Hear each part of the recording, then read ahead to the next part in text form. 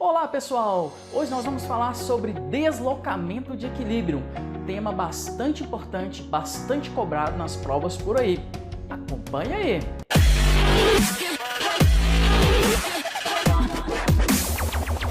Bom pessoal, então vamos lá, a gente vai discutir sobre deslocamento de equilíbrio. Quem estudou isso foi o Le Chatelier, que estudou sobre deslocamento de equilíbrios químicos, né? E aí até você tem o nome de princípio de Le Chatelier.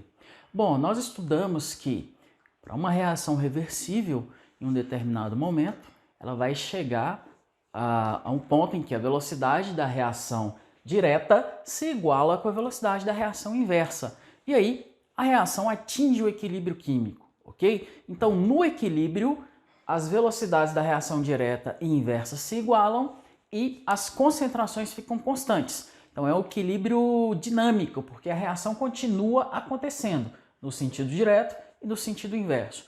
Porém, as concentrações ficam constantes. Daí a gente fala que o sistema atingiu o equilíbrio.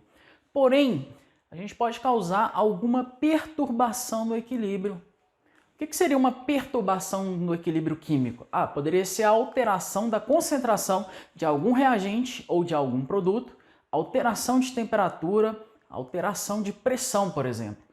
Essas perturbações vão fazer com que o equilíbrio seja perdido. Então, se a reação estava em equilíbrio, quando eu causo alguma perturbação, a reação sai do equilíbrio, ok? E aí ela se rearranja novamente de forma a minimizar aquela perturbação e atingir o equilíbrio novamente. Então, quando eu tenho um sistema que está em equilíbrio, eu causo uma perturbação a esse sistema que está em equilíbrio, esse equilíbrio reage de forma a minimizar aquela perturbação, ok? Então nós vamos ver aqui algumas perturbações que podem afetar o equilíbrio, ok? E como que esse equilíbrio ele é afetado? Quando eu falo afetar o equilíbrio, pessoal, está relacionado com o deslocamento dessa reação. O que seria um deslocamento da reação? Bom, se o sistema está lá em equilíbrio, pode ser que tenha mais reagente que produto, ou mais produto que reagente. Quando eu causo uma perturbação, o que vai acontecer? Essa reação ela vai se deslocar, no sentido de formar mais reagente ou formar mais produto, né? Formar mais reagente ou formar mais produto, ok? Então esse deslocamento para a direita, no sentido de formar mais produto, ou para a esquerda, no sentido de formar mais reagente, ok? Então vamos lá. Primeira perturbação que a gente vai estudar aqui é a alteração da concentração. Então a primeira perturbação seria eu fazer o quê? Eu aumentar, então setinha para cima é aumentar a concentração de algum dos reagentes. Pessoal, se eu aumento a concentração de algum dos reagentes, o meu equilíbrio se desloca no sentido de diminuir a concentração que eu aumentei. Então ele vai em sentido oposto. Então se eu adiciono mais um dos dois reagentes, ou os dois, o que vai acontecer? A concentração deles vai aumentar. E aí meu equilíbrio faz o quê? Reage tentando diminuir. E para diminuir, desloca para cá, né? Para consumir eles e formar mais produto. Então o deslocamento é para a direita, no sentido de consumir reagente e formar produto. Agora, imagine se eu diminuo, setinha para baixo, de diminuir a concentração dos reagentes. Se eu retiro o reagente, essa concentração vai diminuir. E aí meu equilíbrio se desloca no sentido de tentar aumentar. Para aumentar a concentração dos reagentes, o que acontece? O produto vai se converter em reagente. Então, se eu diminuo a concentração do reagente, o meu sistema se desloca no sentido de aumentar. E para aumentar, se desloca para a esquerda, né? Mais produto gerando reagente. Então vai nesse sentido, beleza? Se for o caso de um produto, se eu aumentar a concentração do produto, aqui eu só tenho um produto, o meu equilíbrio vai se deslocar no sentido de diminuir, ok? Vai em sentido contrário. E para diminuir, o que acontece? Parte da amônia que é consumida e forma mais reagente, ou seja, se desloca para a esquerda. E uma última possibilidade aqui de perturbação envolvendo a concentração seria eu diminuir a concentração do produto, Diminuir a concentração da amônia. Se eu diminuo a concentração desse produto, o meu equilíbrio vai se reagir no sentido de aumentar a concentração. E aí, para aumentar, os reagentes reagem entre si, formando mais amônia e desloca para a direita. Então, o que acontece? Se eu faço uma perturbação, o meu equilíbrio se desloca, formando mais produto ou mais reagente, e aí o equilíbrio é atingido novamente. Qual seria o efeito da temperatura sobre o equilíbrio? Então, a temperatura é um tipo de perturbação que eu posso provocar no equilíbrio, né? Um aumento ou diminuição da temperatura. Pessoal, aí é o seguinte, essa reação ela possui o ΔH menor do que zero, ok? Isso quer dizer que a reação ela é exotérmica.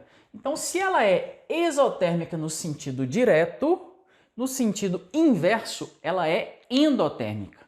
Então, o sentido inverso é endotérmico, absorve calor. O sentido direto, reagente gerando produto, é exotérmico, libera calor.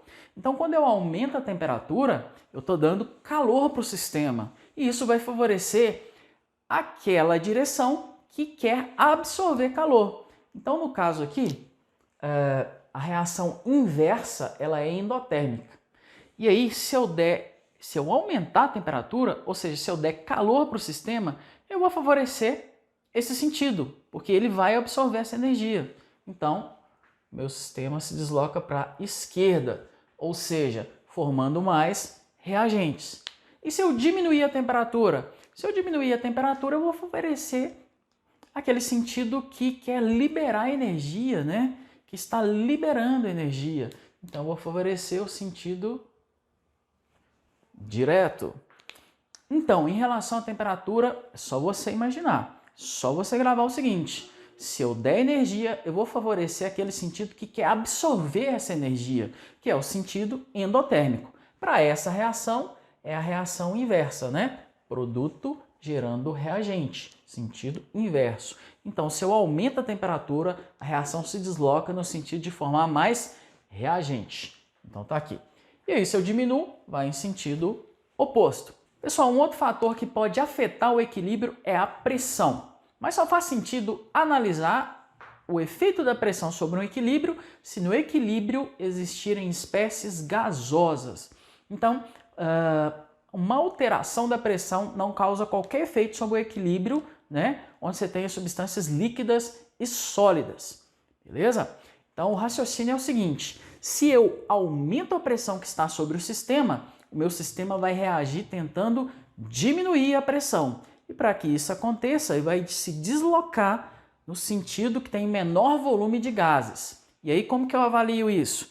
Então, vamos olhar aqui, ó, nos reagentes. A reação aqui, pessoal, ela não está balanceada. Então, é necessário que a reação esteja balanceada. Então, eu tenho 2 nitrogênios aqui, coloco um 2 aqui para balancear.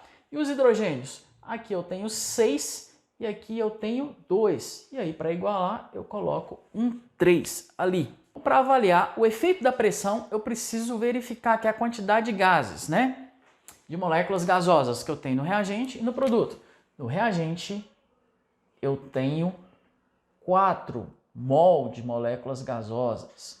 E no produto, eu tenho 2 mol de moléculas gasosas. Ok, pessoal? Então, imagine aqui comigo. Se eu tivesse só reagente, eu teria um certo volume. Se todo o reagente se transformar em produto, como a quantidade em mol diminui pela metade, o volume diminuiria pela metade, né? Então, a gente tem esse raciocínio. Mas eu só avalio a quantidade em mol que eu tenho de espécies gasosas. Como todos são gasosos, então tá aí. Então, o raciocínio é o seguinte: se eu aumento a pressão, o meu equilíbrio ele vai reagir tentando diminuir a pressão. E para diminuir a pressão, ele desloca para o sentido, né, direto, porque eu vou diminuir a quantidade de moléculas gasosas e aí a pressão diminui. Então, vai para a direita. E se eu diminuir a pressão, o meu equilíbrio vai se deslocar no sentido de aumentar a pressão.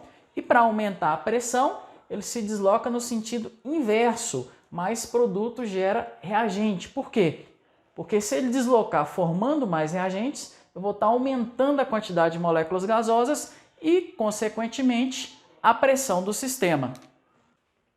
Então, aumentou a pressão, eu desloco no sentido de diminuir a pressão do sistema. E aí o que acontece? Vai para o sentido que tem menor quantidade de moléculas gasosas. Se eu diminuir a pressão que está sobre o sistema, a minha reação vai se deslocar no sentido contrário, de aumentar a pressão. E para aumentar a pressão, ele desloca no sentido que tem a maior quantidade de moléculas gasosas. Então, no caso, iria para a esquerda.